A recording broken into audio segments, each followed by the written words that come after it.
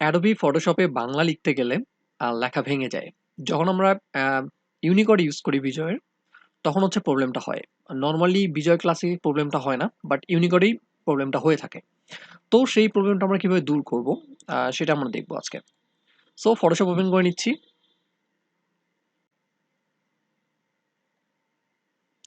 So নতুন একটা document আমরা ওপেন করে নিই। ওকে। সো আমরা এখানে আম বিজয়ের এখানে আমরা ইউনিকোড দিয়ে দিলাম। আর এখান থেকে টাইপ টুল নিয়ে আমরা একটা টেক্সট লিখব। সো টাইপ টুল, এখানে ক্লিক করলাম। ওকে। সো আমরা একটু জুম করে নিই। আচ্ছা, এটাকে কন্ট্রোল টি দিয়ে আমরা একটু বড় করে নিই যেন দেখতে সুবিধা হয়। জুম করলে এটা হচ্ছে আমাদের ভালো দেখা যায় না। ওকে।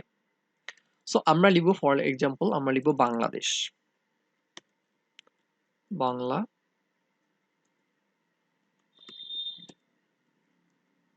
দেশ।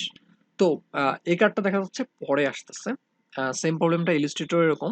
যদি আমরা হিসিকাল লিখি, বাট সেটা পরে আসে। আগে ওয়ার্ড আসে, তারপরে হচ্ছে হিসিকারটা আসে। সো এই প্রবলেমটা সলভ করার জন্য আমাদেরকে যেটা করতে হবে সেটা হচ্ছে এডিটে যেতে হবে। এডিট থেকে সবার নিচে প্রিফারেন্সেস, এখান থেকে আমাদেরকে যেতে হবে টাইপ।